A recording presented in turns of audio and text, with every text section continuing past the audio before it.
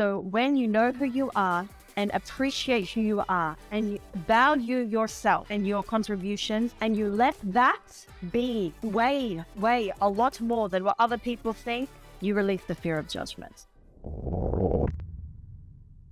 Hello, everyone, and welcome to another episode of the Coach Tribe podcast. Today, we have with us Jomana. She's a confidence and empowerment coach, and she's very dear to my heart. And I bet she has so much to share with you today that I think you will really want to stick till the end. Jomana, warm welcome. And we're so glad to have you here. How are you? I'm good. Thank you so much, Maria. It's lovely to be here. I hope you're well. I am. I'm super excited for today. And before we go right into it, Jomana, I want to ask you, why should people listen to this episode today? What will they get out of it? They will get out of it the tools to overcome any self-doubt, any fear of judgment, any fear of visibility, to show up as who they are and to serve the people they're meant to serve. Big things, big things, big things. Honestly, that is such a big field for coaches and creators who are growing and building their online businesses. Especially you mentioned there fear of visibility. Can you tell us what do you mean by visibility and what is fear of visibility? Yeah, so basically being a coach, a course creator, a service provider requires us to actually show up, to talk about our services, to share the content that we're supposed to share. So we have to be visible. We have to be apparent. We have to put ourselves out there for people to hear us, to see us. And there's often a fear associated with that because to put yourself out there, it's almost as though, oh my gosh, people are going to see me for who I am. And many of us have a fear associated with that because we fear being judged. We fear that people will pick on us, even from the most shallow aspects of how do I look? Does my hair look like it? Do I have makeup? How am I speaking?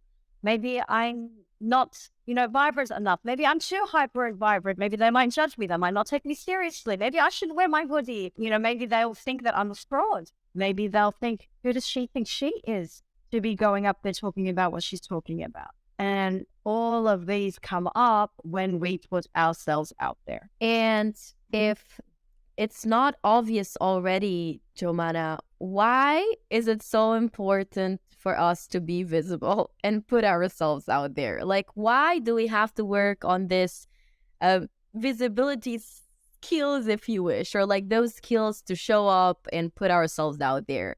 What do we have to gain from it? It's interesting you ask, what do we have to gain? Because I actually think about it in the opposite way. And that's probably what has helped me to overcome my fears with visibility. Because I'm not thinking about myself when I'm being visible. I'm thinking about what is your intention in being visible? It's to serve. If people don't know about who you are and what you do and how you can help them, the quote that I feel is very helpful is, you overcome fear when you shift your focus from self to service.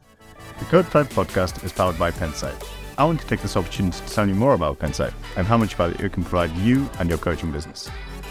Pensight is an all-in-one platform for coaches and educators that enables you to quickly and easily build a highly credible page and sell your knowledge with one-to-one sessions, group coaching, courses, Q&As, digital products, and bundles. Payments, scheduling, video calling, client communications, and everything else is taken care of. All it takes is 5 minutes to set up and it's free. It's the smartest way to kickstart your coaching business. Sign up to Pensight today at pensight.com. I love how not even 5 minutes in, you're already spilling liquid gold with us. And honestly, I love this change in focus or perspective. It's about what the value you could be putting out in the world and how much you could be helping others. But because, you're not ready yet, because it's a journey to put yourself out there, this is such a nice change and focus. Now, I know it maybe sounds easy to say, but what did you do exactly to start thinking like this, or how did you start to implement this in your practice? Honestly, I was not like this because I did not even want to share a photo. And then gradually I upgraded to, I'll share some photos. I'll do a story. I'll do a reel. I can get off the phone, or I can even go live now. I'm completely fine with that, as long as I'm very intentional and purposeful in how is it going to benefit the people on my page? How is it going to benefit the audience? So it is about intention. What is your intention in being visible, in posting that particular type of content? And personally, what helped me is that I was super intentional on providing value. I want to provide value. And when I would think about how this is going to land, how this may help, even if it's one person, if that lands on that one person and then brings a smile, by the way, value doesn't always have to be educational, super inspirational content. I mean, that's great. It could be a smile. If I could make somebody smile, laugh, think, reflect, feel better one way or another, that would help me overcome my fear. And it starts with baby steps, post some sort of content. And I think the thing is, we have to normalize the fear as well. Let's stop expecting that it's not going to be scary. It is a bit scary, and it can be a lot scary if you haven't done it before, because we're doing something perhaps that we're not used to doing. So let us first of all normalize the fear, rather than, no, there's no fear. No, or shaming ourselves for feeling fear, especially as coaches, by the way, because I know when I first became a coach and I had my qualifications, I got my second qualification, and I was like, shit, sugar, I'm scared to freaking post. I'm scared. I'm the coach. I shouldn't be scared. Okay, so let's not shame ourselves, judge ourselves for feeling a natural human emotion, all right? But instead of shaming and judging or dismissing and putting aside like, no, I don't feel fear, I'm just going to go, that's not going to help either. Feel the fear and acknowledge, okay, this is scary for me because I'm doing it for the first time. I may be judged, so on and so on. Think about the reasons, but you know what? I'm going to do it anyway, because I know by moving through the fear, I will be benefiting someone. And for me, that's worth it. And I think I couldn't have said it better myself. So this idea of, allow yourself to feel the fear and don't reject it, because it is normal and it is part of the process. And I know you use the word gradually in your, let's say, transition on Instagram and the way you showed up. Well, I think that's something that it's worth for me to highlight, gradually, because it is a process. And I think that nowadays there is this whole expectation of going on social media, let's say in terms of growth, social media growth, going there and you expect to suddenly blow up and get all of these views and followers, when the truth is there is so much work going on. Honestly, hundreds, thousands of videos or years invested into maybe growing an account or getting there. And I think we step away from this expectation that it's a one-off thing and it's going to come super fast, and we just focus on the long-term game. I feel like that already lifts some weight from the whole thing. I found that a lot of weight lifted off my shoulders when I was writing content, because I admit I am a recovering perfectionist. I used to wear the crown of perfectionism so proudly. Now I realize how destructive perfectionism is, and that's one of the things I help women work through. My perfectionism still comes out when I have to write content. And what helped me relieve a lot of that perfectionism and just to write much more freely is just stop expecting that this content is the one. It's a marathon. When you're a coach, when you go into this, it's a marathon. You've got your whole life to tweak your content. So relieve that pressure. Absolutely. I couldn't have said it better. Definitely. Let's go over what we mentioned so far. So you said, first of all, you need to embrace that fear and allow yourself to feel it. And you say, one way to actually maybe overcome that fear of judgment is to find your why, or to know your intention behind your endeavors or actions. And I think I just wanted again to remind everyone of how important having that strong why is, because again, it's all about that shift from yourself to them. So I just wanted, to align with where we're at so far. Now, I want to ask you, Jomana, I know we mentioned before imposter syndrome, and I want to ask you, what is that? How does it come into play into this fear of visibility, if you wish, and what can we do about it? More than we already discussed. So imposter syndrome is like, it's not a mental disorder, or it's not a mental illness, but it is a condition in which somebody feels anxious, that they're not experiencing success on the inside, even though there's evidence to show that they're doing well. So often it's associated with feeling undeserving of success, feeling that they're not good enough.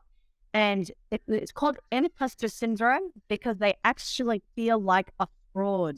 They feel like that they don't belong and that somebody's going to find them out. So it actually links to identity. And the way it relates in this case is, the first thing that comes to mind is going back to that fear of judgment. Like, who am I to be posting this content? Who am I to be, talking about these topics? Like actually questioning your identity, questioning your expertise, questioning your knowledge, your skills, even though there's evidence to show that you're worthy, even though there's evidence to show that you are competent. That's imposter syndrome. Got you. And before we go into like how can we overcome it, I just want to make something very clear. So for the past, let's say 1 year and a half, I've been talking with a lot of coaches, creators at different levels. And I'm going to tell you this. I've seen people very, let's say, high in their coaching career, like high ticket coaches. We're talking about 6, even 7-figure businesses. And they have confessed that they feel imposter syndrome too. So it's not that, you may be just getting started and you feel it. This is something that shows up throughout your life in different ways. So I think that's, again, something noteworthy that, even the best of the best feel it. And suddenly, I think that, again, takes some weight off your chest because you're not the only one. And this happens even to the best of the best. Now, because imposter syndrome has also become kind of like a thing. Oh, I have imposter syndrome, and that's why I find it hard. Oh, I have imposter syndrome. Actually, let us distinguish what imposter syndrome is. If you're just starting out and you're feeling that self-doubt, that's not imposter syndrome. That is the doubt that comes with, I haven't mastered this skill, so I question my ability. And that is normal. And that is not imposter syndrome. Because imposter syndrome is when there is evidence to show that you are competent in what you do. So actually, it doesn't surprise me what you said, that it's the 5, 6, 7 bigger coaches that experience imposter syndrome, because they have the evidence. Hello, you're a 5, 6, 7-figure coach, but you still doubt yourself. So that is imposter. But when I was starting out 2 years ago, and I'm like, oh my God, I don't know if I can coach. I have imposter syndrome. No, it's not imposter syndrome. I'm a new coach. I have to learn the skills, and there's fears associated with that, and there's self-doubt associated with that for sure. But that's not necessarily imposter syndrome. It's when you have the skills, you have the evidence, and you still feel like a fraud. I love this distinction, honestly. I think it's very interesting, and I haven't thought about it yet. So thank you for bringing that up. Now, before we get into how to overcome imposter syndrome, and maybe you have some techniques or exercise to share with us, is there anything that you did apart from knowing your intention and doing that shift from self to service that you did to help you in those early stages to own yourself and put yourself out there in the world? 2 things come to mind. Instead of letting the fear stop me, it's about acknowledging that the fear is there for a reason. So it's not like, why do I feel this way? I hate this fear. It's like, well, the fear is actually trying to protect me. The fear knows that maybe I'm a bit, worried about what people say, so it's there to protect me. But instead of letting that fear mean, don't do it. That's what many people do. They want to do something, they feel fear, they feel scared. Let's not do it. And this is not just with regards to content or being visible. Maybe it's about, taking on a new client. Maybe they feel the fear and they retract. Like that fear means I shouldn't do it, or they procrastinate. What I started doing, which was very helpful, is taking care of myself after I do the action. So it's like, acknowledge the fear. Literally, Maria, you think I'm exaggerating. I would have my hand on my chest as I'm posting the content on my phone. Breathe again. Oh my gosh, I'm posting a reel. Oh my gosh. Okay, well, I'm doing it. And then I would take care of myself afterwards. I'm safe. I'm okay. I believe in myself. I know my intentions are good. This is going to land. So I would take care of myself afterwards. That was very helpful. And then I would celebrate the action, not the outcome. So whether I got one view or 7,000 views, or I got one like, or I got 100, 200, 300 likes, it was like, you know what? I moved through my fear. I took the action. Yes, I deserve to celebrate. And that was so helpful. I really appreciate this. And this is actually practical as well. So I recommend all of you listening. I'm going to try this as well because, it's about how to say, first of all, you're being aware of that. You acknowledge that. You build this moments of maybe appreciation for your action. And, again, it's that whole focus shifts from the fear to maybe the glory of overcoming that fear. And then you're like, okay, I've posted it.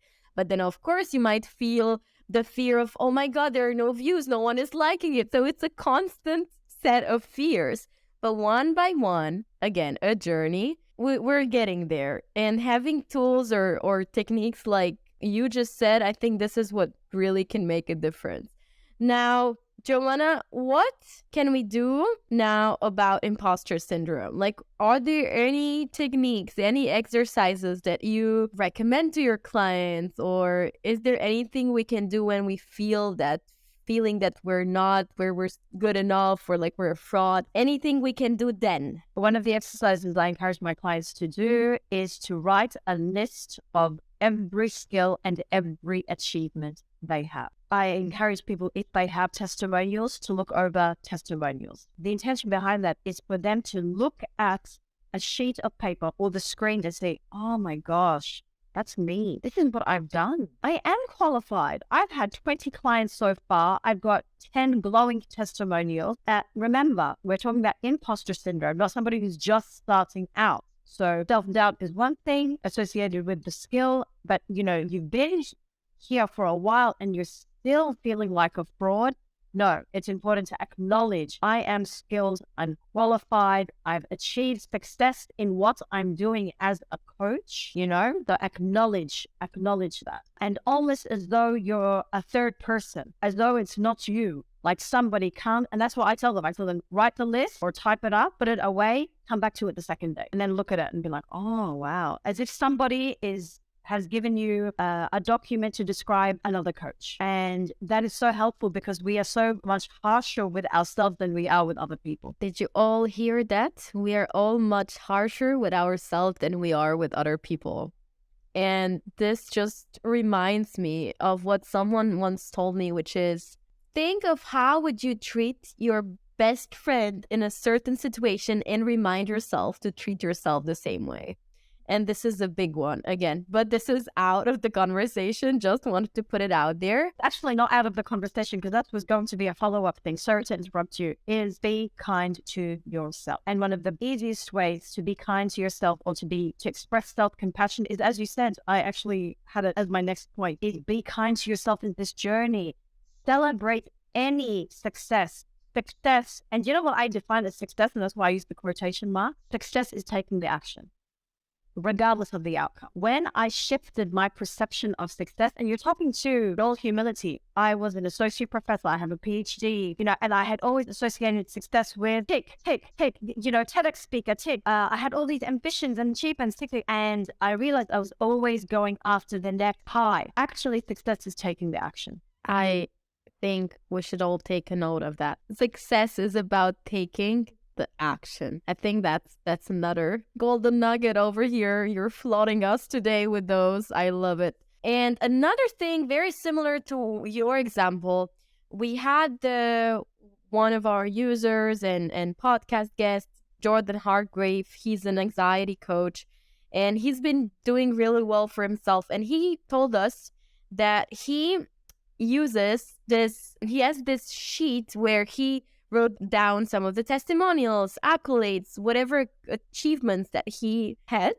And then every time before a call, he just looks for like 1 minute on that sheet. Every time. Well, that was a while back, but still, sometimes it's something as small as this. Have a sheet of paper, and before you get into their call, whatever it is, just remind yourself of how far you've come and how awesome you are. Sometimes it's just something as little as that.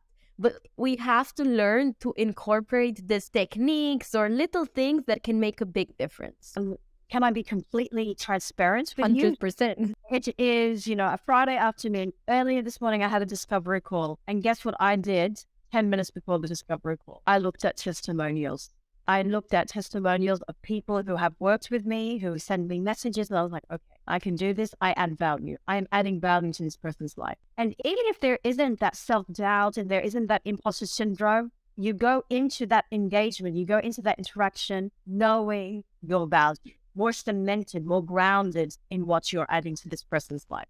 And again, if you're being honest with yourself, remember again, it's about them. And if you're a genuine person, then you're gonna feel if you're able to help that person because, you're gonna know because you're coming with good intentions and you know your why.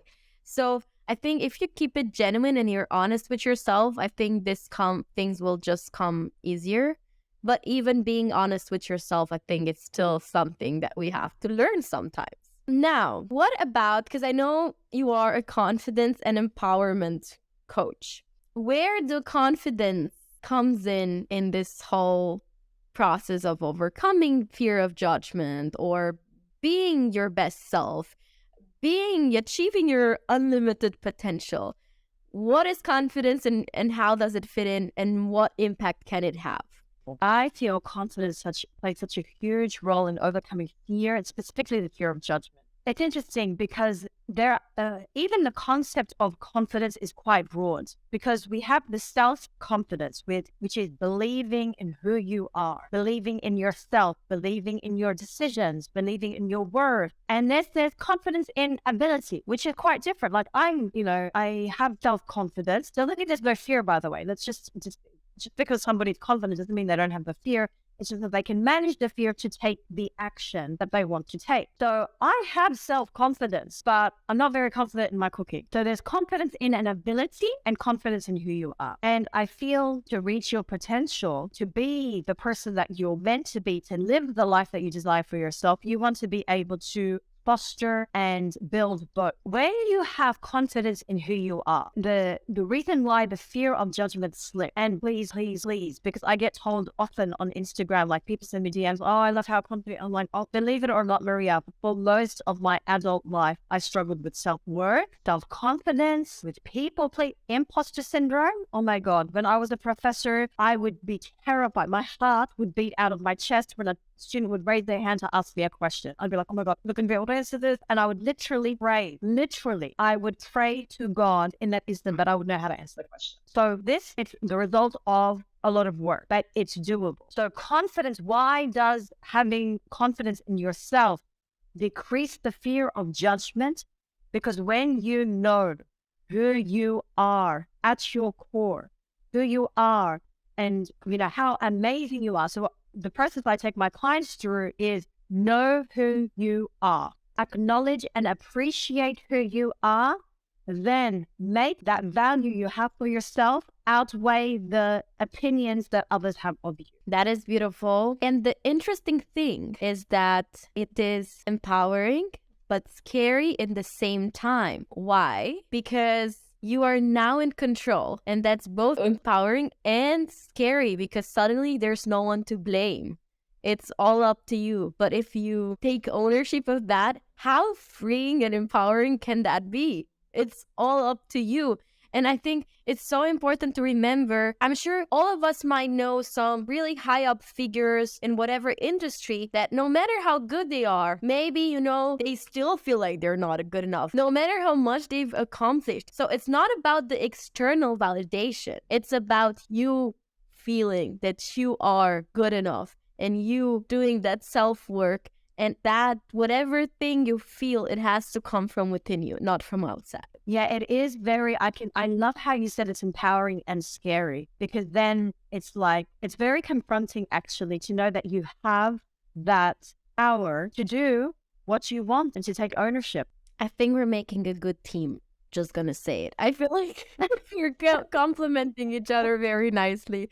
Now, because we are getting fairly close to the end. It's always hard to keep it within the time when there's so much to discuss. Any exercise in your mind that you could share on how maybe we could, any confidence exercise or empowerment exercise, anything that you do with your clients? Take small action. Do something uncomfortable every day. Every single day, do something that is uncomfortable. For example, there was a time when I would take cold showers. I know it's very good for mental health. It's very good for the nervous system and so on. But I was intentional. How many times does that come up, huh? Intentional. I did it because I knew I wanted to have that, like, I can do hard things. Having cold showers is not easy. It's hard. But I can do hard things. Going to the gym. I'm 43 years old next month. This is the first time in my life I go to a gym because I felt like I want to be able to do something that challenges me. I go to the gym 4 times a week. That's hard. I can do hard things. It's just another example of stretching your comfort zone. In order to build your confidence, you have to take action. And the only way that you're going to take action, and specifically new action, is by getting comfortable with being uncomfortable. That's really the key, actually. Even when your mind is telling you, you can do this, you can do this, you can do this, you can do this, it will show up in your body. The discomfort, the fear will show up in your body. And the thing is to tune in and take the action. Get used to that feeling and know that taking the action, have the belief that taking the action is what will build your confidence. I absolutely love that. Now, because you just mentioned now, that those feelings that come within your body, you experience within your body. Is there anything we can do there, like breath work or a short meditation or something that help us release those maybe negative energies or substances from our body? Is there anything that you do that helps you with that? Oh, yes. And look, I was a mindset coach, but I thank my clients who inspired me, and I'm sure your audience will relate to this. That there's something lacking. You can talk. And then I did my trauma-informed coaching certification and realized there's a lot of our emotions are stored in the body. And so it comes down to there's breathwork exercises that you can do. There's EFT tapping, which is very helpful. What I love about EFT is that it's not about, I am strong, I am confident. No, it is, even though I feel ... it acknowledges those feelings, those emotions, and then it gives you a positive brief rate. But what I found very helpful is the breathwork and somatic movement. So somatic movement, there's different types, of course. It just basically means moving your body. There are different types, and this is something that I would do like in a one-on-one session with clients, depending on what they need. It could be just, where is the emotion coming from? From the top of your stomach, from your chest, from your neck, from your shoulders, and we tune into that and we do the breath work based on that. And then there's, what does your body feel like doing in this moment? Literally. And then we're like, what do you mean? I'm like, you're telling me that there's some heaviness in your body. What do you think? Our bodies are very wise, Maria. Our bodies know. That's why sometimes we're sitting there and we do this or this. Why do we do that sometimes? We don't even do it consciously sometimes, right? Because our body knows what's good for us in that moment. So tune into your body, close your eyes, tune into your body. What does your body feel like doing right now? And the things that they come up with, like, either they expand their chest, and that's probably because they're shrinking in that moment. Shrinking. They're not showing up as themselves. And I see them do these things with their bodies,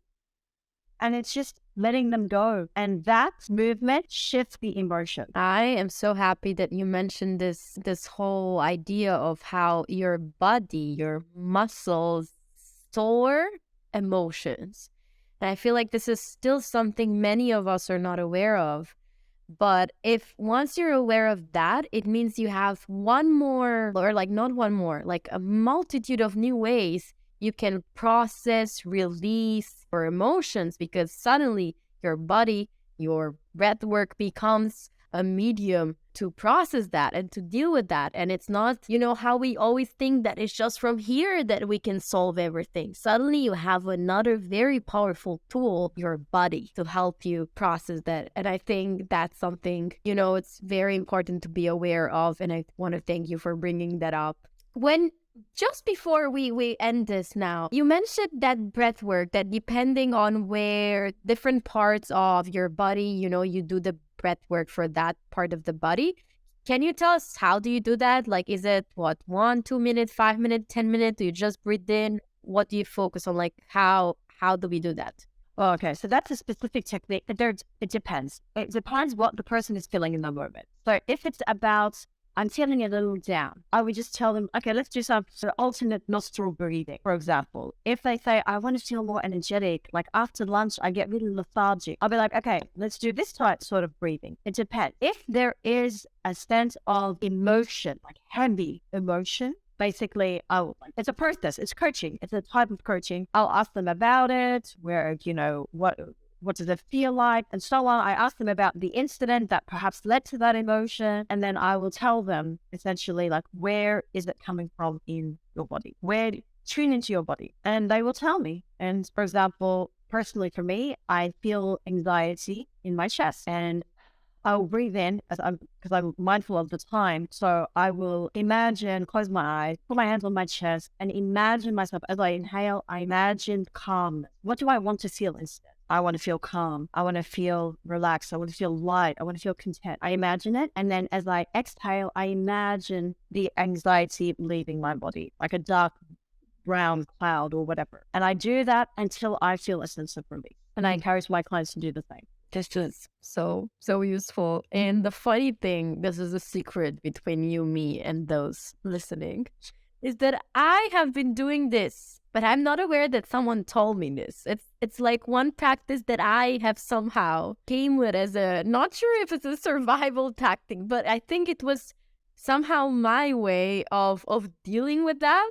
So the fact that, you're putting out there like this is like, okay, this makes sense, and I think my intuition was good then, but I have to say that from whatever I have tried, this really works. And I think, is it tied in with visualization as well, or is it just learning how to feel something? When we visualize, we want to visualize from, I would never take someone through a visualization when they're feeling super heavy and super. So that's why we want to start from at least a neutral state, if not elevate. Yeah, we're basically shifting those emotions, whether it's through somatic movement, through breath work, through whatever I feel is best for the client. I will do that with them. And if a visualization is not necessary, if I feel that coaching is it requires a lot of intuition, and it requires a lot of what's best for the client in that moment. So, but I would not do a visualization. I love visualizations. I do them very often. They're so powerful with my clients and for myself. But yeah, I would want to start at least from a neutral state.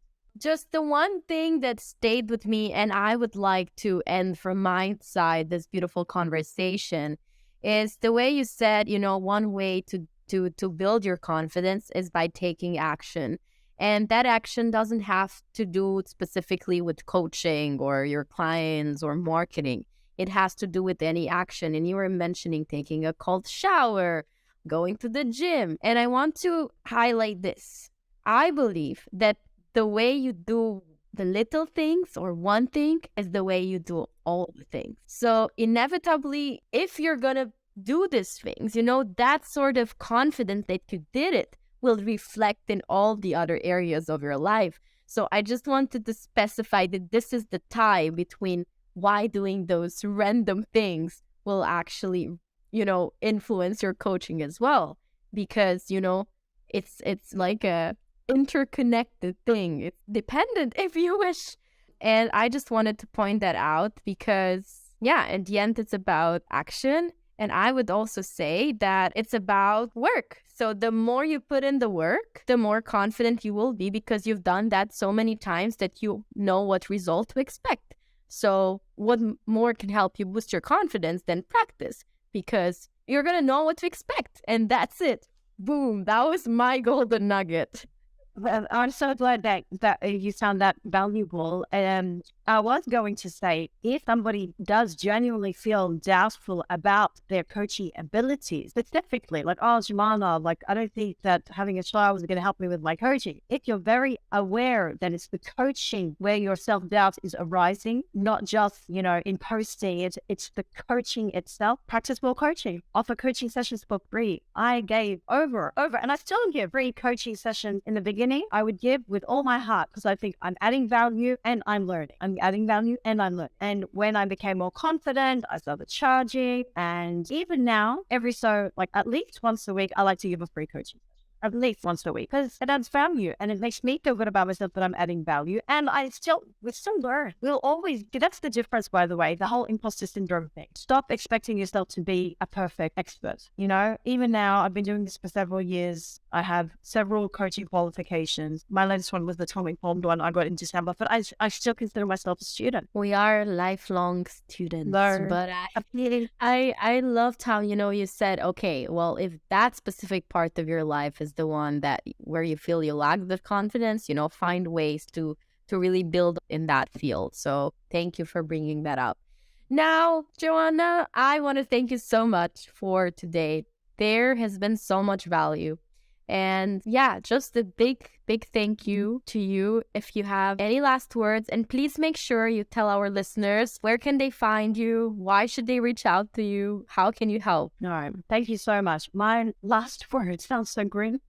My last word for your listeners, think about who you're serving. Be intentional. Think about who you're serving and let that drive you.